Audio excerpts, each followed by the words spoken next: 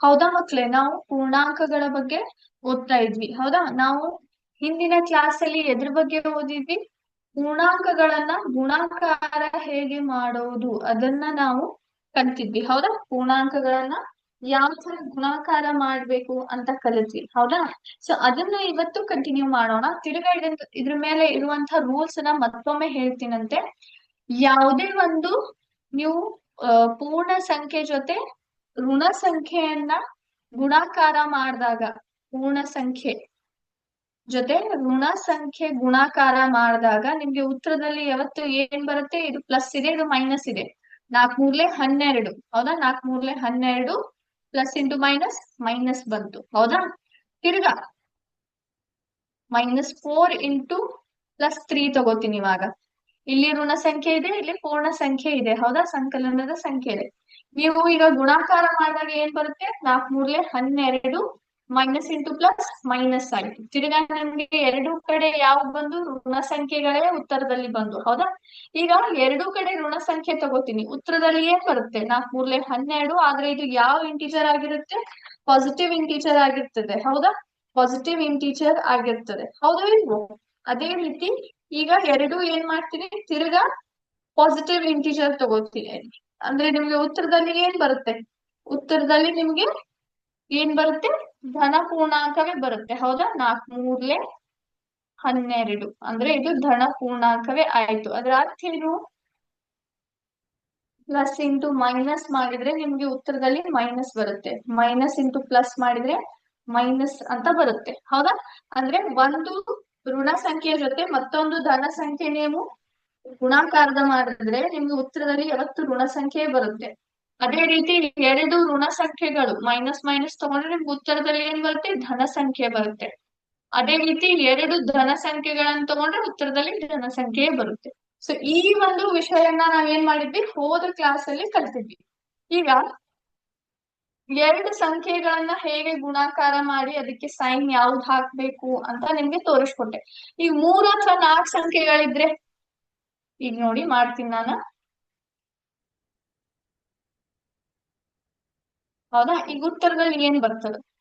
First ಏನ್ ಮಾಡ್ಬಿಡೋಣ? ಗುಣಾಕಾರ ಮಾಡ್ಬಿಡೋಣ ಅಂತ. 3 4 12. 12 ಎರಡ್ಲೆ 24. 24 ಎರಡ್ಲೆ ಎಷ್ಟು? 24 ಎರಡ್ಲೆ ಮಾಡ್ರಿ ಎಲ್ಲಾರು. 2 4 8. 2 4 48 ಉತ್ತರದಲ್ಲಿ ಬಂತು. ಈಗ ಅದಕ್ಕೆ ಸೈನ್ ಹಾಕ್ಬೇಕಲ್ಲ, ಯಾವ್ದು ಹಾಕ್ತಿರಿ? ಇದು ಮೈನಸ್ ಇದೆ. ಮೈನಸ್ ಇಂಟು ಮೈನಸ್ ಏನ್ ಬರುತ್ತೆ? ಪ್ಲಸ್ ಬರುತ್ತೆ. ಇಲ್ಲಿ ಯಾವುದೇ ತರದ ಸೈನ್ ಇಲ್ಲ ಅಂದ್ರೆ ಏನಿದು? ಧನ ಸಂಖ್ಯೆ ಆಯ್ತು. ಅಂದ್ರೆ ನಮ್ಗೆ ಮೈನಸ್ ಇಂಟು ಮೈನಸ್ ಪ್ಲಸ್ ಬಂದಿತ್ತು. ಪ್ಲಸ್ ಇಂಟು ಪ್ಲಸ್ ಪ್ಲಸ್ ಆಯ್ತು. ಪ್ಲಸ್ ಇಂಟು ಮೈನಸ್ ಏನ್ ಬರುತ್ತೆ? ಪ್ಲಸ್ ಇಂಟು ಮೈನಸ್ ಯಾವ ಸೈನ್ ಬರುತ್ತೆ? ಮೈನಸ್ ಬರುತ್ತೆ. ಅಂದ್ರೆ ಇದ್ರ ಉತ್ತರ ಏನಾಯ್ತು? -48 ಆಯ್ತು. ಈ ತರ ಮಕ್ಳೇ ನೀವು 3 ಇಂಟಿಜರ್ ಕೊಡ್ಲಿ ಅಥವಾ 4 ಸಂಖ್ಯೆಗಳನ್ನ ಕೊಡ್ಲಿ, ಎಷ್ಟೇ ಸಂಖ್ಯೆಗಳು ಕೊಟ್ರು ಮೊದಲನೇದು ನೀವೇನ್ ಮಾಡ್ಬೇಕು? ಗುಣಾಕಾರ ಮಾಡಿಡ್ರಿ. ನಂತರ ಸೈನ್ಸ್ ಅನ್ನು ಕೂಡ ನೀವು ಗುಣಾಕಾರ ಮಾಡ್ಕೊತ ಹೋದ್ರೆ ನಿಮ್ಗೆ ಉತ್ತರದಲ್ಲಿ ಏನ್ ಸಿಗುತ್ತೆ? ಕರೆಕ್ಟ್ ಸೈನ್ ಯಾವ್ದು ಹಾಕ್ಬೇಕು ಅಂತ ಗೊತ್ತಾಗುತ್ತೆ. ಹೌದಾ, ಈಗ ಇದ್ರ ಮೇಲೆ ಒಂದು ಸಣ್ಣ ಆಕ್ಟಿವಿಟಿ ಮಾಡೋಣ ಅಂತ. ಈಗ ನಿಮ್ ಪ್ರಶ್ನೆ ಕೇಳ್ತೀನಂತೆ, ನೀವು ಅದ್ರ ತಕ್ಕಂಗೆ ನನಗೆ ಉತ್ತರ ಕೊಡ್ಕೋತ ಹೋಗ್ಬೇಕು. ಹೌದಾ? ಎಸ್. ಎಲ್ಲರಿಗೂ ಸಂಖ್ಯೆಗಳು ಕಾಣತಾವ? ಇಲ್ಲಿ ಕಾಣತಾವ? ಸ್ಟಾರ್ಟ್ ಮಾಡೋಣ. 11 5 ಎಷ್ಟು? ಉತ್ತರ ಕೊಡ್ಬೇಕು ಎಲ್ಲರೂ. ಎಸ್, 55. Very good. 4 7 ಎಷ್ಟು? 4 7 28. ಹೌದಾ, ಇಲ್ಲಿ ಸೈನ್ ಯಾವ್ದು ಬರುತ್ತೆ? ಇಲ್ಲಿ ಪ್ಲಸ್ ಇದೆ, ಇಲ್ಲಿ ಮೈನಸ್ ಇದೆ. ಏನ್ ಬರುತ್ತೆ sign? Plus into minus minus ಆಯ್ತು. ಹೌದಾ, ಅಂದ್ರೆ ಇದರಲ್ಲಿ ಮೈನಸ್ ಬಂತು. ನೆಕ್ಸ್ಟ್ 5 5 25. ಸೈನ್ ಯಾವ್ದು ಬರುತ್ತೆ? ಇಲ್ಲಿ ಮೈನಸ್ ಐತಿ, ಇಲ್ಲಿ ಪ್ಲಸ್ ಐತಿ, ಅಂದ್ರೆ ಮೈನಸ್ ಬರುತ್ತೆ. Very good. ಈಗ 3 4 12. ಇದು ಈಗ ಈ ತಕ್ಷಣ ಮಾಡಿದ್ವಿ ನಾವು. ಹೌದಾ, ಇಲ್ಲಿ ಪ್ಲಸ್ ಐತಿ, ಇಲ್ಲಿ ಮೈನಸ್ ಐತಿ. ಯಾವ್ದು ಬರುತ್ತೆ? Plus into minus -12. 1 9 9 ಸೈನ್ ಬರುತ್ತೆ. ಈ ಕಡೆ ಮೈನಸ್ ಇದೆ, ಇಲ್ಲಿ ಪ್ಲಸ್ ಇದೆ. ಎಷ್ಟು ಬರುತ್ತೆ? -9. Very good. ಈಗ ಆನ್ಸರ್ ಚೆಕ್ ಮಾಡೋಣ. ಎಲ್ಲವೂ ಕರೆಕ್ಟ್. ಓಕೆ, ತಿರ್ಗಾ ಮತ್ತೊಂದು ಸೆಟ್. 7 9 ಎಷ್ಟು? 7 9 63. ಕರೆಕ್ಟ್. ಇಲ್ಲೂ ಮೈನಸ್ ಇದೆ, ಇಲ್ಲೂ ಮೈನಸ್ ಇದೆ. ಏನಾಗುತ್ತೆ? ಮೈನಸ್ ಇಂಟು ಮೈನಸ್ ಪ್ಲಸ್ ಆಗತ್ತೆ ಅಂದ್ರೆ ನಾ ಬರೀ 63 ಟೈಪ್ ಮಾಡ್ತೀವಿ. 3 2 6, 0 × 11 ಅಂತ ಕೊಟ್ಟಿದ್ದಾರೆ, ಎಷ್ಟು ಬರುತ್ತೆ? ನೀವು ಯಾವುದೇ ಸಂಖ್ಯೆಯನ್ನ ನೀವು 0ಇಂದ ಗುಣಾಕಾರ ಮಾಡಿದ್ರೆ ಏನ್ ಬರುತ್ತೆ ಉತ್ತರದಲ್ಲಿ? ಯಾವತ್ತು 0 ಅಂದ್ರೆ 0 ಉತ್ತರದಲ್ಲಿ ಬರುತ್ತೆ. ಇದು 0 ಆಯ್ತು. ಎಸ್. 6 ಎಷ್ಟು? 6 4 24. ಇಲ್ಲಿ ಮೈನಸ್ ಇದೆ, ಇಲ್ಲಿ ಪ್ಲಸ್ ಇದೆ, ಏನ್ ಬರುತ್ತೆ ಆನ್ಸರ್? ಎಸ್, -24. 5 1 5, ಇಲ್ಲಿ ಪ್ಲಸ್ ಇದೆ, ಇಲ್ಲಿ ಮೈನಸ್ ಇದೆ, ಏನ್ ಬರುತ್ತೆ? -5. Very good. ಈಗ ಆನ್ಸರ್ ಗಳನ್ನ ಚೆಕ್ ಮಾಡೋಣ. ಎಲ್ಲವೂ ಕರೆಕ್ಟ್ ಆಗುತ್ತೆ. ಹೌದಾ? ಸೊ ಎಲ್ಲರಿಗೂ ಗೊತ್ತಾಯ್ತಾ ಇದನ್ನ ಯಾವ ತರ ನೀವು ಮಾಡ್ಕೋಬೇಕು, ರೂಲ್ಸ್ ನ ಯಾವ ತರ ಅಪ್ಲೈ ಮಾಡ್ಬೇಕು ಪೂರ್ಣಾಂಕಗಳ ಗುಣಾಕಾರ ಮಾಡುವ ಸಮಯದಲ್ಲಿ? ನಾನು ಏನ್ ರೂಲ್ಸ್ ಎಲ್ಲ ಕೊಟ್ಟಿದ್ದೀನಲ್ಲ ಮಕ್ಳೇ, ಅದನ್ನ ನೆನಪಿಟ್ಕೊಳ್ರಿ. ಅವಿದ್ರೆ ಸಾಕು, ಅದ್ರ ಮೇಲೆ ನೀವು ಬಹಳ ಚೆನ್ನಾಗಿ ಏನ್ ಮಾಡಬಹುದು, ಗುಣಾಕಾರ ಮಾಡಬಹುದು. ಈಗ ನೆಕ್ಸ್ಟ್ ಟಾಪಿಕ್ ಹೋಗೋಣ ಅಂತ. ಅದು ಯಾವ್ದಂದ್ರೆ ಪೂರ್ಣಾಂಕಗಳ ಗುಣಾಕಾರದ ಗುಣಧರ್ಮಗಳು. ಪೂರ್ಣಾಂಕಗಳ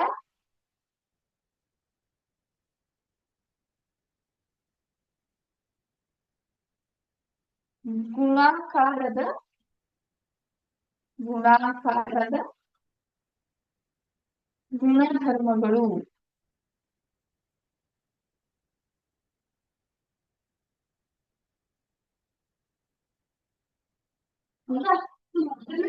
ಯಾವುದು?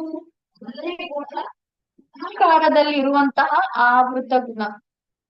ಗುಣಾಕಾರದಲ್ಲಿ ಇರುವಂತಹ ಒಂದು ಆವೃತ ಗುಣ. ನಾವು ಓದಿದ್ವಿ ಅಲ್ಲ ಮಕ್ಕಳೇ, ಆವೃತ ಗುಣ ಬಗ್ಗೆ ಎಲ್ಲ ಓದಿದ್ವಿ. ನಾವು ಇದೇ ಚಾಪ್ಟರ್ ಅಲ್ಲಿ ಓದಿದ್ವಿ. ಹೌದಾ? ಯಾವ್ದದು? ಸಂಕಲನದಲ್ಲಿ ಆವೃತ ಗುಣ ಅಂತ ನಾವು ಹೇಳ್ತೀವಿ. ಅಂದ್ರೆ ಯಾವ್ದಾದ್ರು ನೀವು A+B ಯಾವುದೇ ಪೂರ್ಣಾಂಕಗಳು ತಗೋರಿ, A ಮತ್ತು B, ಅವನ್ನ ನೀವು ಕೂಡಿಸಿದಾಗ ನಿಮ್ಗೆ ಏನ್ ಬರುತ್ತೆ ಉತ್ತರದಲ್ಲಿ? ಯಾವತ್ತು ಒಂದು AB ಏನಿರುತ್ತೆ? ಪೂರ್ಣಾಂಕವೇ ಉತ್ತರದಲ್ಲಿ ಬರುತ್ತೆ. ಹೌದಾ? ಉತ್ತರದಲ್ಲಿ ಏನ್ ಬರುತ್ತೆ ನಿಮ್ಗೆ ಯಾವತ್ತು? ಪೂರ್ಣಾಂಕವೇ ಉತ್ತರದಲ್ಲಿ ಬರುತ್ತೆ. ನೀ ಯಾವುದೇ ಪೂರ್ಣಾಂಕ ತಗೋರಿ A ಮತ್ತು B, ಅದನ್ನ ಕೂಡಿಸಿದಾಗ ನಿಮ್ಗೆ ಉತ್ತರದಲ್ಲಿ ಏನ್ ಬರುತ್ತೆ? ಪೂರ್ಣಾಂಕವೇ ಬರುತ್ತೆ. ಹೌದು?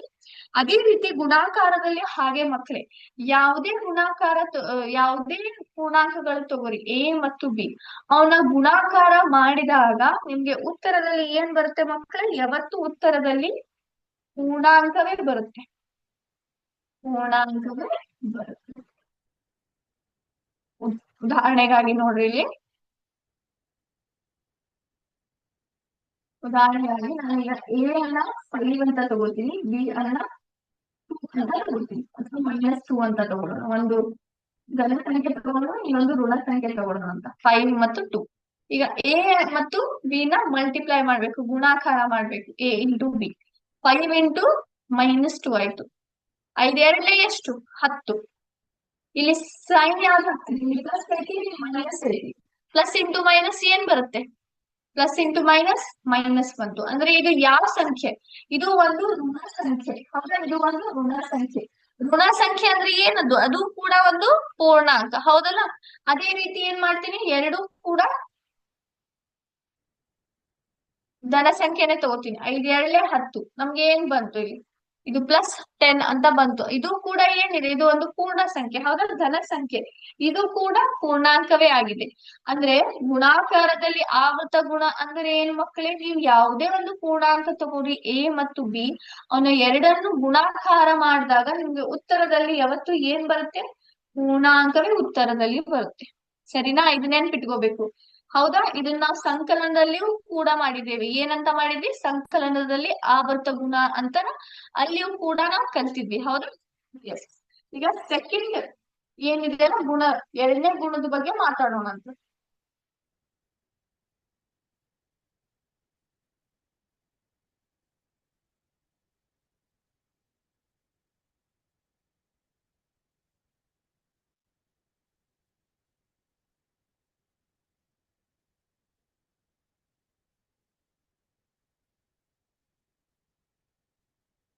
ಎಸ್. ಎರಡನೇ ಗುಣ ಯಾವುದು ಮಕ್ಕಳು? ಗುಣಾಕಾರದಲ್ಲಿ ಇರುವಂತಹ ಪರಿವರ್ತನ ಗುಣ. ಗುಣಾಕಾರದಲ್ಲಿ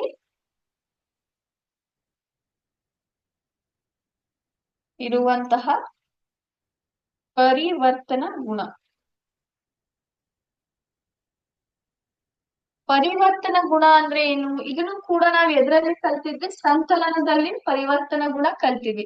ಅದೇ ರೀತಿ ಗುಣಾಕಾರದಲ್ಲಿಯೂ ಕೂಡ ಬರುತ್ತೆ. ಗುಣಾಕಾರದಲ್ಲಿ ಪರಿವರ್ತನ ಗುಣ ಏನ್ ಹೇಳ್ತದಂದ್ರೆ, ಯಾವುದೇ ಒಂದು ಪೂರ್ಣಾಂಕಗಳು ತಗೋರಿ, ಎ ಅಥವಾ ಬಿ, ಹೌದಾ, ಎ ಅಥವಾ ಬಿ ಅನ್ನ ಪೂರ್ಣಾಂಕ, ಯಾವುದೇ ಪೂರ್ಣಾಂಕ ಇರ್ಲಿ, ಅದು ಎಷ್ಟೇ ಅದರದ್ದು ವ್ಯಾಲ್ಯೂ ಇರ್ಲಿ, ಎಷ್ಟೇ ಅದರದ್ದು ಬೆಲೆ ಇರ್ಲಿ, ಎ ಮತ್ತು ಬಿ ಅಂತ ನೀವು ಪೂರ್ಣಾಂಕಗಳು ತಗೊಂಡಾಗ ಅದನ್ನ ನೀವು ಗುಣಾಕಾರ ಮಾಡ್ತೀರಿ, ಎ ಇಂಟು ಬಿ ಅಂತ, ಹೌದಾ.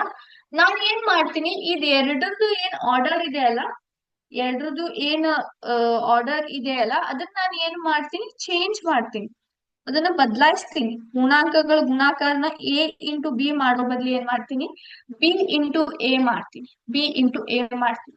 ಅವಾಗ ಕೂಡ ನಮ್ಗೆ ಉತ್ತರ ಏನ್ ಬರುತ್ತೆ, ಎರಡರದ್ದು ಸೇಮ್, ಹೌದಾ, ಸೇಮೇ ಆನ್ಸರ್ ಬರ್ತದೆ. ನಮ್ಗೆ ಏನ್ ಬರ್ತದೆ ಇಲ್ಲಿ ಉತ್ತರ? ಉತ್ತರ ಎರಡು ಎ ಇಂಟು ಬಿ ಮಾಡಿದ್ರು ನಮ್ಗೆ ಪೂರ್ಣಾಂಕವೇ ಉತ್ತರದಲ್ಲಿ ಬರುತ್ತೆ, ಅದು ಸೇಮೇ ಬರುತ್ತೆ.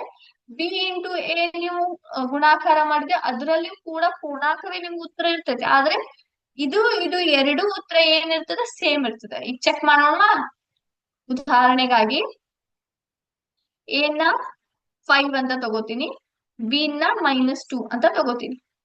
5 ಇಂಟು -2 -2 ಇಂಟು 5. ಈಗ ಮಾಡೋಣ. 5 ಎರಡ್ಲೆ ಎಷ್ಟು? 10. ಇದು ಪ್ಲಸ್ ಇದೆ, ಹೌದಾ. ಸೊ ಪ್ಲಸ್ ಇಂಟು ಮೈನಸ್ ಏನಾಯ್ತು? ಮೈನಸ್ ಬಂತು. 2 5 10. ಇಲ್ಲಿ ಮೈನಸ್ ಇದೆ, ಇಲ್ಲಿ ಪ್ಲಸ್ ಇದೆ, ಮೈನಸ್ ಇಂಟು ಪ್ಲಸ್ ಮೈನಸ್ ಬಂತು.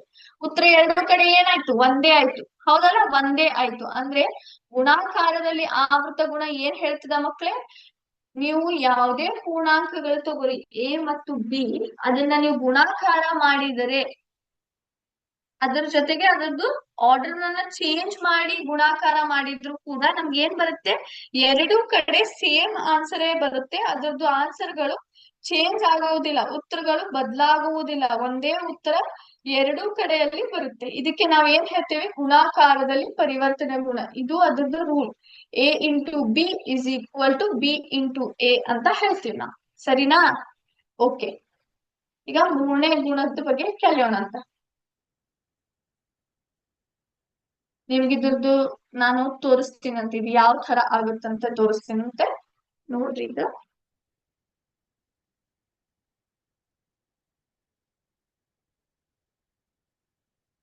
ಎಲ್ಲರಿಗೂ ನನ್ ಸ್ಕ್ರೀನ್ ಕಾಣತ್ತದ? ಇಲ್ಲಿ ನೋಡ್ರಿ. ಈಗ ಇಲ್ಲಿ ಏನಿದೆ, ಇಲ್ಲಿ ಒಂದು ಬಾಕ್ಸ್ ಇದೆ, ಇಲ್ಲೂ ಕೂಡ ಬಾಕ್ಸ್ ಇದೆ, ಹೌದಾ. ಇಲ್ಲಿ ಡಾಟ್ ಡಾಟ್ಸ್ ಅದ್ರ ನಡು ಹಾಕಿದ್ದಾರೆ. ನಾ ಏನ್ ಮಾಡ್ತೀನಿ, ಇಲ್ಲಿ ಎ ಇಸ್ ಈಕ್ವಲ್ ಟು 10 ಇದೆ, ಬಿ ಇಸ್ ಈಕ್ವಲ್ ಟು 10 ಇದೆ. ಎ ಇಸ್ ಈಕ್ವಲ್ ಟು ಸ್ವಲ್ಪ ಕಡಿಮೆ ಮಾಡ್ತೀನಿ, 6 ತಗೋತೀನಿ. ಬಿ ಇಸ್ ಈಕ್ವಲ್ ಟು 9 ಅಂತ ತಗೋತೀನಿ, ಹೌದಾ. ಇಲ್ಲಿ ನೀವು ನೋಡಿದ್ರೆ ಏನಾಯ್ತು, ಅದರದ್ದು ರೆಪ್ರೆಸೆಂಟೇಶನ್ ಕೂಡ ಚೇಂಜ್ ಆಯ್ತು, ಹೌದಾ. ಇಲ್ಲಿ ನೋಡ್ರಿ, ಎ ಇಸ್ ಈಕ್ವಲ್ ಟು 6 ಅಂದ್ರೆ ಏನು, 1 2 3 4 5 6, ಹಿಂಗ್ 6 ಇದಾವ, ಹೌದಾ. ಹಿಂಗ್ 6 ಇದಾವ, ಹೌದಾ ಇಲ್ವೋ. ಈಗ ಇಲ್ಲಿ ಎಷ್ಟಿದಾವ? 1 2 3 4 5 6 7 8 9 ಇದಾವ, 9 ಇದಾವ, ಹೌದಾ. ಇಲ್ಲಿ 9 ಐತಿ, ಇಲ್ಲಿ 6 ಐತಿ, ಹೌದಾ. ಈಗ ನೋಡ್ರಿ, ಎ ಇಂಟು ಬಿ ಮಾಡ್ತೀನಿ. ಎ ಏನೈತಿ? 6 ಐತಿ. ಬಿ ಏನೈತಿ? 9 ಐತಿ. ಅಂದ್ರೆ 6 9 54 ಬಂತು. ಅದೇ ರೀತಿ ಬಿ ಎಷ್ಟು ತಗೊಂಡಿದ್ದೀನಿ, ಇಲ್ಲಿ ಬಿ ಇಂಟು ಎ ಮಾಡ್ತೀನಿ. 9 ಇಂಟು 6 ಮಾಡಿದ್ರೆ ನನಗೆ 54 ಬಂತು, ಹೌದಾ. ಹೌದು ಇಲ್ವೋ. ನಾವು ಆ ಎರಡೂ ಕಡೆ ಏನ್ ಮಾಡತ್ತೀವಿ, 6 9 ಗುಣಾಕಾರ ಮಾಡ್ತಿದೀವಿ, ಹೌದಾ. ಒಂದು ಎ ಇಂಟು ಬಿ ಆಗಿ ಮಾಡತ್ತೀವಿ, ನಂತರ ಇನ್ನೊಂದು ಬಿ ಇಂಟು ಎ. ಈಗ ನೋಡ್ರಿ, ತಿರ್ಗಾ ನಾನು ಏನ್ ಮಾಡ್ತೀನಿ, ಸ್ವಲ್ಪ ಚೇಂಜ್ ಮಾಡ್ತೀನಿ, ಹೌದ್ವಾ. ಇಲ್ಲಿ ನೋಡಿ, ಇದು 5 ಎಷ್ಟ್ ಸತಿ ಗುಣಾಕಾರ ಮಾಡಿದ್ವಿ, 9 ಸತಿ ಗುಣಾಕಾರ ಮಾಡಿದ್ವಿ. ಇಲ್ಲಿ ಏನಿದೆ, ಇಲ್ಲಿ 9ನ್ನ ಎಷ್ಟ್ ಸತಿ ಗುಣಾಕಾರ ಮಾಡಿದ್ವಿ, 5 ಸತಿ ಗುಣಾಕಾರ ಮಾಡಿದ್ದೀವಿ ಅಂತ ಅರ್ಥ, ಹೌದಾ. ಸೊ ನೀವು ಎರಡು A into B is always equal to B into A ಅಂತ ಹೇಳ್ತೀನಿ. ಎ ಇಂಟು ಬಿ ಉತ್ತರ ಯಾವತ್ತು ಬಿ ಇಂಟು ಎ ಉತ್ತರಕ್ಕೆ ಸಮಾನವಾಗಿರುತ್ತೆ, ಬದಲಾವಣೆ ಆಗೋದಿಲ್ಲ ಅಂತ ಹೇಳ್ತೀವಿ. ಅದಕ್ಕಾಗಿ ಪೂರ್ಣಾಂಕಗಳ ಏನಂತ ಹೇಳ್ತೀವಿ ನಾವು, ಪೂರ್ಣಾಂಕದಲ್ಲಿ ಗುಣಾಕಾರ ಮಾಡೋ ಸಮಯದಲ್ಲಿ ಪರಿವರ್ತನಾ ಗುಣ ಹೊಂದಿದೆ ಅಂತ ಹೇಳ್ತೀವಿ. ಓಕೆ, ಈಗ ಮೂರನೇ ಇದಕ್ಕೆ ಹೋಗೋಣ ಅಂತ. ಅದು ಸೊನ್ನೆಯಿಂದ ಗುಣಾಕಾರ. ನಾವು ನೋಡಿದ್ವಿ, ಈ ಸಾಲ್ವ್ ಮಾಡಬೇಕಾದ್ರೆ ಆಕ್ಟಿವಿಟಿ ನೋಡಿದ್ವಿ ನಾವು.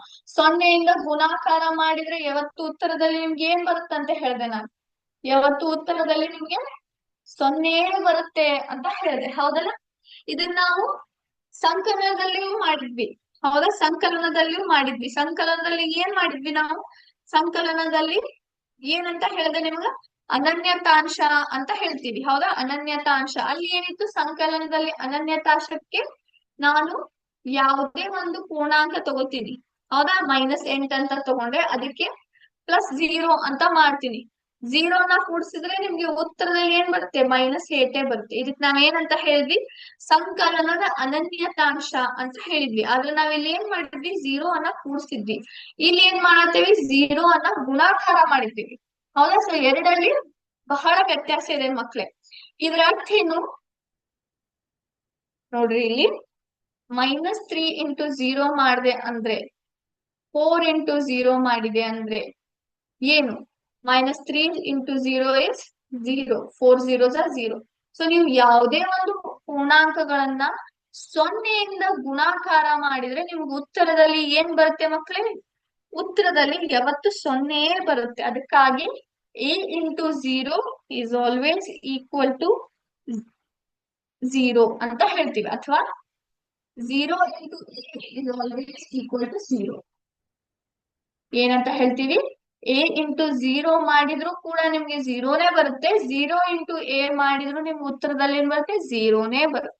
ಅದಕ್ಕಾಗಿ 0ಯಿಂದ ಗುಣಾಕಾರ ಮಾಡಿದರೆ ಯಾವತ್ತು ಉತ್ತರದಲ್ಲಿ ಏನ್ ಬರುತ್ತೆ? 0 ನಿಮ್ಗೆ ಉತ್ತರದಲ್ಲಿ ಬರುತ್ತೆ. ಇದು ಮೂರನೇ ಲಕ್ಷಣ ಆಯ್ತು, ಮೂರನೇ ಗುಣವಾಯ್ತು. ಈಗ ಅದು ಯಾವುದು? ಗುಣಾಕಾರದ ಅನನ್ಯತಾಂಶ. ಅನನ್ಯತಾಂಶ ಅಂತ ಹೇಳ್ತೀವಿ ನಾವು. ಈಗ ನನಗೆ ಒಂದ್ ಮಾತು ಹೇಳಿ, ಸಂಕಲನದ ಅನನ್ಯತಾಂಶ ಯಾವುದು ಮಕ್ಕಳೇ? ಸಂಕಲನದ ಅನನ್ಯತಾಂಶದಲ್ಲಿ ಏನಾಗುತ್ತೆ? ನೀವು ಯಾವುದೇ ಪೂರ್ಣಾಂಕಕ್ಕೆ 0ಯನ್ನು ಕೂಡಿಸಿದ್ರೆ ನಿಮ್ಗೆ ಅದೇ ಪೂರ್ಣಾಂಕ ಏನಾಗಿ ಬರುತ್ತೆ? ಉತ್ತರದಲ್ಲಿ ಬರುತ್ತೆ. ಅದಕ್ಕೆ ನಾವು ಅನನ್ಯತಾಂಶ ಅಂತ ಹೇಳ್ತೀವಿ. ಅದು ಅನನ್ಯತಾಂಶ ಯಾವುದು? ಸಂಕಲನದಲ್ಲಿ 0 ಆಗಿದೆ. ಹೌದಾ, 0 ಆಗಿದೆ. ಆದ್ರೆ ನಾವು ಗುಣಾಕಾರದಲ್ಲಿ ಯಾವುದೇ ಒಂದು ಪೂರ್ಣಾಂಕವನ್ನು 0ಗೆ ಗುಣಾಕಾರ ಮಾಡಿದ್ರೆ ನಿಮ್ಗೆ ಪೂರ್ಣಾಂಕ ಉತ್ತರದಲ್ಲಿ ಬರೋದಿಲ್ಲ. ಉತ್ತರದಲ್ಲಿ ಏನ್ ಬರುತ್ತೆ? 0 ಬರುತ್ತೆ. ಹಾಗಾಗಿ 0 ಗುಣಾಕಾರದಲ್ಲಿ ಅನನ್ಯತಾಂಶ ಅಲ್ಲ ಮಕ್ಕಳೇ. ಕೇವಲ ಸಂಕಲನದಲ್ಲಿ ಅಷ್ಟೇ ಅದು ಅನನ್ಯತಾಂಶ ಆಗಿದೆ, ಗುಣಾಕಾರದಲ್ಲಿ ಆಗಿಲ್ಲ. ಮತ್ತೆ ಗುಣಾಕಾರದಲ್ಲಿ ಅನನ್ಯತಾಂಶ ಯಾವುದು? ಗುಣಾಕಾರದಲ್ಲಿ ಅನನ್ಯತಾಂಶ 1. ಯಾವುದು? 1. ಯಾಕಂದ್ರೆ ಉದಾಹರಣೆಗಾಗಿ ನೋಡಿ, ಇಲ್ಲಿ 4ನ್ನ -1, ತಿರ್ಗಾ 5ನ್ನ 1. 4 1s are 4. 4 1s are 4. ಇದಕ್ಕೆ ಹಾಕ್ಬಾರ್ದು, 1 ನಿಮಿಷ. ಇದಕ್ಕೆ 4 1s are 4. - ಇಂಟು ಪ್ಲಸ್ ಮೈನಸ್ಸೇ ಉತ್ತರದಲ್ಲಿ ಬರುತ್ತೆ. ಮೈನಸ್ಸೇ ಉತ್ತರದಲ್ಲಿ ಬರುತ್ತೆ. 5 1 5 ಆಯ್ತು. ಹೌದಾ, ನಿಮ್ಗೆ ಉತ್ತರದಲ್ಲಿ ಏನ್ ಬರತ್ತದ? ನೀವು ಯಾವುದೇ ಒಂದು ಸಂಖ್ಯೆ ಅಲ್ಲ, ಪೂರ್ಣಾಂಕವನ್ನ ನೀವು 1ರ ಜೊತೆ ಗುಣಾಕಾರ ಮಾಡಿದ್ರೆ ಉತ್ತರದಲ್ಲಿ ನಿಮ್ಗೆ ಏನ್ ಬರತ್ತದ? ಉತ್ತರದಲ್ಲಿ ಅದೇ ಪೂರ್ಣಾಂಕವೇ ಬರುತ್ತದೆ. ಹೌದಾ, ಅದೇ ಪೂರ್ಣಾಂಕವೇ ಏನಾಗತ್ತೈತಿ? ನಿಮ್ಗೆ ಉತ್ತರದಲ್ಲಿ ಬರತ್ತದ. ಅದಕ್ಕೆ ನಾವು 1ನ್ನ ಏನಂತ ಹೇಳ್ತೀವಿ? ಗುಣಾಕಾರದ ಅನನ್ಯತಾಂಶ ಹೇಳ್ತೀವಿ. ಆದ್ರೆ ಸಂಕಲನದ ಅನನ್ಯತಾಂಶ ಯಾವುದು? 0. ಹೌದಾ, 0. ಇವೆರಡೂ ನೀವು ವ್ಯತ್ಯಾಸ ನೆನಪಿಟ್ಕೋಬೇಕು. ಗುಣಾಕಾರದಲ್ಲಿ ಅನನ್ಯತಾಂಶ ಯಾವುದು? 1. ಯಾಕಂದ್ರೆ ನೀವು ಯಾವುದೇ ಪೂರ್ಣಾಂಕವನ್ನು 1ರ ಜೊತೆ ನೀವು ಗುಣಾಕಾರ ಮಾಡಿದರೆ ನಿಮ್ಗೆ ಉತ್ತರದಲ್ಲಿ ತಿರ್ಗಾ ಏನ್ ಬರುತ್ತೆ? ಗುಣಾಕಾರವೇ ನಿಮ್ಗೆ ಉತ್ತರದಲ್ಲಿ ಏನ್ ಬರುತ್ತೆ? ತಿರ್ಗಾ ಪೂರ್ಣಾಂಕವೇ ಬರುತ್ತೆ. ಹೌದಾ, ಸಂಕಲನದಲ್ಲಿ ಇದ್ರದ್ದು ಉಲ್ಟಾ ಆಗುತ್ತೆ. ಆದ್ರೆ ನೀವು 0ನ್ನ ಕೂಡಿಸಿದ್ರೆ ನಿಮ್ಗೆ ಉತ್ತರದಲ್ಲಿ ಏನ್ ಬರುತ್ತೆ? ಏನು ಬರುತ್ತೆ? ನಿಮ್ಗೆ ಉತ್ತರದಲ್ಲಿ ಅದೇ ಪೂರ್ಣಾಂಕವೇ ಬರುತ್ತೆ. ಹಾಗಾಗಿ ಗುಣಾಕಾರದ ಅನನ್ಯತಾಂಶ 1, ಸಂಕಲನದ ಅನನ್ಯತಾಂಶ 0 ಅಂತ ನಾವು ಹೇಳ್ತೀವಿ. ಹೌದಾ, ಈಗ 5ನೇ ಗುಣಕ್ಕೆ ಹೋಗೋಣ ಅಂತ.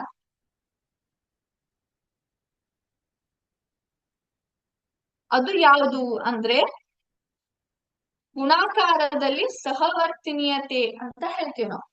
ಗುಣಾಕಾರದಲ್ಲಿ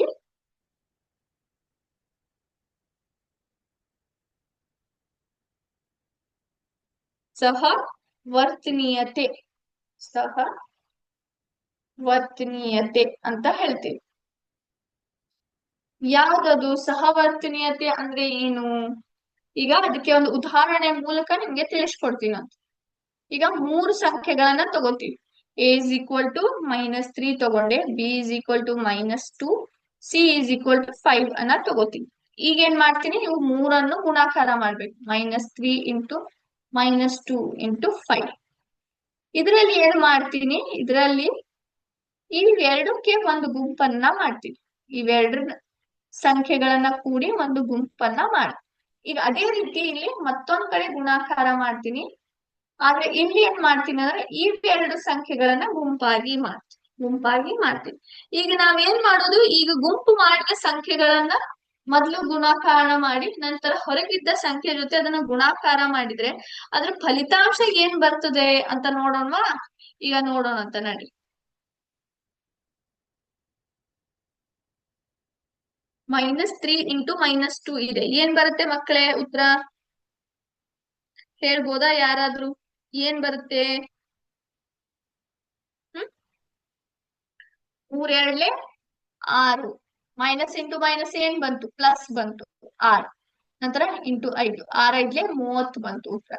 ಅದೇ ರೀತಿ -3 ಹಾಗೆ ಇಡ್ತೀನಂತೆ. 2 5 10 ಬಂತು. 2 5 10, 2 5 10. ಇಲ್ಲಿ ಮೈನಸ್ ಇದೆ, ಇಲ್ಲಿ ಪ್ಲಸ್ ಇದೆ. Minus into minus, sorry minus into plus ಏನಾಯ್ತು? ಮೈನಸ್ ಆಯ್ತು. ಹೌದಾ? 3 10 30, ಮೈನಸ್ ಇಂಟು ಮೈನಸ್ ಪ್ಲಸ್ ಅಂದ್ರೆ ಎರಡು ಉತ್ತರ ಏನಾಯ್ತು? ಸೇಮ್ ಬಂತು. ವ್ಯತ್ಯಾಸ ಬದಲಾವಣೆ ಆಗೋದಿಲ್ಲ. ಹಾಗಾಗಿ ಗುಣಾಕಾರದಲ್ಲಿ ಸಹವರ್ತನೀಯತೆ ಅಂದ್ರೆ ಏನು? ನೀವು ಯಾವುದೇ ಸಂಖ್ಯೆಗಳು ಅಂದ್ರೆ ಯಾವುದೇ ಪೂರ್ಣಾಂಕಗಳ ಏನ್ ಸಂಖ್ಯೆಗಳು ಇರ್ತಾವಲ್ಲ, ಪೂರ್ಣಾಂಕ ಸಂಖ್ಯೆಗಳು ಏನಿರ್ತಾವಲ್ಲ ಅವನು ನೀವು ಗುಣಾಕಾರ ಮಾಡಿದ್ರೆ, ಯಾವುದೇ ಆರ್ಡರ್ ಅಲ್ಲಿ ಗುಣಾಕಾರ ಮಾಡಿದ್ರಿ, ನೀವು ಫಸ್ಟ್ ಇಲ್ಲಿ ಈ ಎರಡು ಸಂಖ್ಯೆಗಳನ್ನ ಏನ್ ಮಾಡಿದ್ರಿ? ಒಂದು ಗ್ರೂಪ್ ಮಾಡಿದ್ರಿ. ಇಲ್ಲಿ ನಂತರ ಇಲ್ಲಿ ಎರಡು ಬೇರೆ ನೆಕ್ಸ್ಟ್ ಎರಡು ಸಂಖ್ಯೆಗಳನ್ನ ಗ್ರೂಪ್ ಆಗಿ ಮಾಡಿ ಏನ್ ಮಾಡಿದ್ವಿ? ಬ್ರಾಕೆಟ್ ಅಲ್ಲಿ ಇರುವಂತ ಮೊದಲೇ ಯಾವ ಸಂಖ್ಯೆಗಳೇನಿದ್ವಲ್ಲ ಅವ್ನು ಗುಣಾಕಾರ ಮಾಡಿದ್ವಿ. ಅಂದ್ರೆ ಏನಾಯ್ತು ಇಲ್ಲಿ ಮಕ್ಳೇ? ಇಲ್ಲಿ ನೀವು ಆರ್ಡರ್ ಚೇಂಜ್ ಮಾಡತ್ತೀರಿ. ಮೊದಲು ಇವೆರಡು ಮಾಡಿ ನಂತರ ಇದ್ರ ಜೊತೆ ಮಲ್ಟಿಪ್ಲೈ ಮಾಡಿದ್ರಿ. ಮೊದ್ಲು ಇವೆರಡು ಮಾಡಿ ನಂತರ ಇದ್ರ ಜೊತೆ ಮಾಡಿದ್ರಿ. ಅದಕ್ಕಾಗಿ ನೋಡ್ರಿ ಇಲ್ಲಿ 6 5 ಬಂದ್ರೆ ಇಲ್ಲಿ -3 ಇಂಟು -10 ಅಂತ ಬಂದಿದೆ. ಅಂದ್ರೆ ಎರಡು ಬೇರೆ ಬಂದ. ಆದ್ರೆ ನಿಮ್ಗೆ ಕೊನೆಯಲ್ಲಿ ವ್ಯತ್ಯಾಸ ಎಷ್ಟು? ಸಾರಿ, ಕೊನೆಯಲ್ಲಿ ಅದ್ರದ್ದು ಫಲಿತಾಂಶ ಎಷ್ಟು ಬರತ್ತದ? ಉತ್ತರ ಏನ ಬರತ್ತದ? ಸೇಮೇ ಬರತ್ತದ. ಏನು ವ್ಯತ್ಯಾಸ ಆಗತ್ತಿಲ್ಲ. ಸೊ ಗುಣಾಕಾರದಲ್ಲಿ ಸಹವರ್ತನೀಯತೆ ಅಂದ್ರೆ ಏನ್ ಅಂದ್ರೆ, ನೀವು ಯಾವುದೇ ಒಂದು ಆರ್ಡರ್ ಅಲ್ಲಿ ಪೂರ್ಣಾಂಕಗಳನ್ನ ಗ್ರೂಪ್ ಮಾಡಿ ನೀವು ಗುಣಾಕಾರ ಮಾಡಿದ್ರು ಕೂಡ ನಿಮಗೆ ಉತ್ತರದಲ್ಲಿ ಫಲಿತಾಂಶ ಏನಾಗುತ್ತೆ? ಬದಲಾವಣೆ ಆಗುವುದಿಲ್ಲ. ಹಾಗಾಗಿ ಅದಕ್ಕೆ ನಾವು ಏನಂತ ಹೇಳ್ತೀವಿ? A into B in the bracket into C is equal to A into the bracket B into C ಅಂತ ಹೇಳ್ತೀವಿ. ಇದು ಏನು? ಗುಣಾಕಾರದಲ್ಲಿ ಇರುವಂತ ಸಹವರ್ತನೀಯತೆ ಅಂತ ಹೇಳ್ತೀವಿ. ಹೌದಾ? ಹೌದು ಇಲ್ಲೋ? ನೀವು ಯಾವುದೇ ಪೂರ್ಣಾಂಕಗಳನ್ನ ಗುಂಪು ಮಾಡಿ ಅವನು ಗುಣಲಬ್ಧ ಮಾಡಿದ್ರು ಕೂಡ, ಗುಂಪನ್ನು ನೀವು ಬದಲಾಯಿಸಿ ಗುಣಲಬ್ಧ ಮಾಡಿದ್ರು ಕೂಡ ನಿಮ್ಗೆ ಫಲಿತಾಂಶವು ಸೇಮೇ ಬರುತ್ತೆ, ಬದಲಾವಣೆ ಆಗೋದಿಲ್ಲ. ಯಾಕಂದ್ರೆ ಇಲ್ಲಿ ಸಂಖ್ಯೆಗಳು ಏನಿರ್ತವೆ? ಸಂಖ್ಯೆಗಳು ಸೇಮೇ ಇರುತ್ತೆ, ಸಂಖ್ಯೆಗಳು ಬದಲಾಗುವುದಿಲ್ಲ ಮಕ್ಳೇ. ಸರಿನಾ?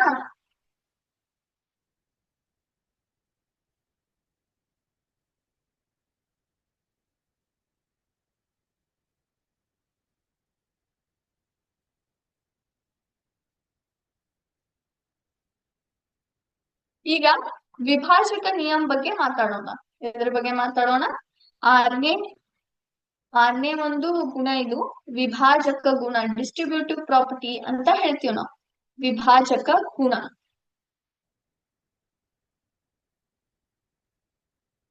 ವಿಭಾಜಕ ಗುಣ ಅಂದ್ರೆ ಏನು ಮಕ್ಳೇ? ಇಲ್ಲಿ ಏನಾಗುತ್ತೆ? ಈಗ ಇದನ್ನು ಕೂಡ ನಾನು ಏನ್ ಮಾಡ್ತೀನಿ, ಇದನ್ನು ಒಂದು ಉದಾಹರಣೆ ಮುಖಾಂತರ ನಿಮ್ಗೆ ತಿಳಿಸ್ಕೊಡ್ತೀನಿ ನಾನು.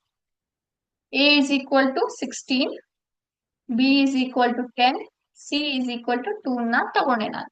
ಓಕೆ, ಈಗ ಇದನ್ನ ಯಾವ ತರ ಮಾಡ್ತೀನಿ ಅಂದ್ರೆ 16 ಇಂಟು 10 ಪ್ಲಸ್ 2, ಇದನ್ನ ಬ್ರಾಕೆಟ್ ಓಪನ್ ಮಾಡಿದ್ರೆ ಇದು ಬ್ರಾಕೆಟ್ ಓಪನ್ ಮಾಡಿದ್ರೆ ಏನಾಗುತ್ತೆ? 16 ಇಂಟು 10 ಪ್ಲಸ್ 16 ಇಂಟು 2 ಆಗಿ ಬರುತ್ತೆ. ಹೌದಾ ಇಲ್ವೋ? ಎಸ್. ಸೊ ಈಗ ಉತ್ತರ ಎರಡು ಕಡೆ ಸೇಮ್ ಆಗಿ ಬರುತ್ತೆ. ಚೆಕ್ ಮಾಡೋಣ ಅಂತ ನಡ್ರಿ. 16 10 ಪ್ಲಸ್ 2 ಎಷ್ಟು? 12 ಆಯ್ತು. 16 10 160 ಪ್ಲಸ್ 16 ಎರಡ್ಲೆ ಎಷ್ಟು?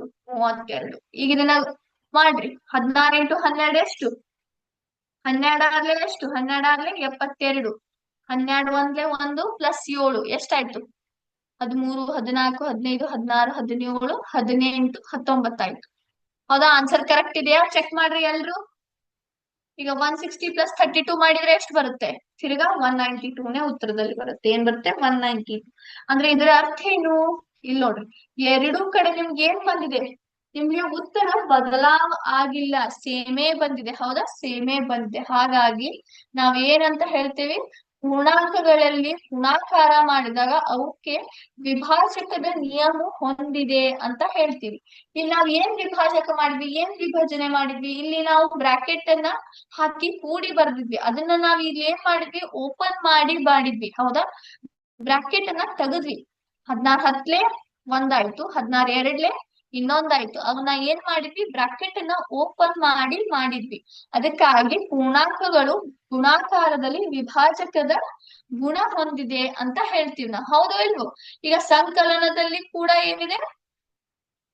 ಇಲ್ಲಿ ಸಂಕಲನದ ಒಂದು ಏನು ಗುಣ ಮತ್ತು ಗುಣಾಕಾರ ಎರಡೂ ಕೂಡ ಇಲ್ಲಿ ಏನಾಗಿದೆ? ಕಾಂಬಿನೇಷನ್ ಅಲ್ಲಿ ಬಂದಿದೆ. ಹೌದಾ? ಎರಡೂ ಕೂಡ ಇದೆ. ಇಲ್ಲಿ ಒಂದ್ ಕಡೆ ಪ್ಲಸ್ ಇದ್ರೆ ಮತ್ತೊಂದ್ ಕಡೆ ಮೈನಸ್ ಇದೆ. ಗಮನಿಸಬಹುದಾ ನೀವು ಸೈನ್ ಅಲ್ಲಿ? ಹೌದೋ ಇಲ್ವೋ? ಹಾಗಾಗಿ ಇಲ್ಲಿ ಪೂರ್ಣಾಂಕಗಳಿಗೆ ವಿಭಜಕ ನಿಯಮ ಹೊಂದಿದೆ. ನೀವು ಸ್ಪ್ಲಿಟ್ ಮಾಡಿ ಬರೆದ್ರೆ ಏನಾಗುತ್ತೆ? ಉತ್ತರ ಬದಲಾವ್ ಆಗೋದಿಲ್ಲ. ನಾನಿಲ್ಲಿ ಬ್ರಾಕೆಟ್ ಅನ್ನ ಏನ್ ಮಾಡಿದೆ? ತೆಗೆದ್ಬಿಟ್ಟೆ. ತೆಗೆದು ಸಪರೇಟ್ ಆಗಿ ಬರ್ದೆ ಇಲ್ಲಿ. ಹೌದೋ ಇಲ್ವೋ? ಆದ್ರೆ ಉತ್ತರ ಬದಲಾವ್ ಆಯ್ತಾ? ಆಗ್ಲಿಲ್ಲ. ಎರಡೂ ಕಡೆ ಸೇಮ್ ಆಯ್ತು. ಹೌದೋ ಇಲ್ವೋ? ಈ ಬ್ರಾಕೆಟ್ ಏನ್ ದೊಡ್ಡ ಬ್ರಾಕೆಟ್ ಇದೆಯಲ್ಲ, ಇದನ್ನ ಓಪನ್ ಮಾಡಿ ಏನ್ ಮಾಡಿದೆ? ಇಲ್ಲಿ ಒಳಗಿರೋ ಟರ್ಮ್ಸ್ ಹೊರಗ್ ಬಂದ್ ಕೂಡ ಹಿಂಗೆ ಸ್ಪ್ಲಿಟ್ ಆಗಿ ಬರೆದ್ರೆ ನಿಮ್ಗೆ ಉತ್ತರದಲ್ಲಿ ಏನ್ ಬರುತ್ತೆ? ಸೇಮೇ ಬರುತ್ತೆ, ಚೇಂಜ್ ಆಗೋದಿಲ್ಲ.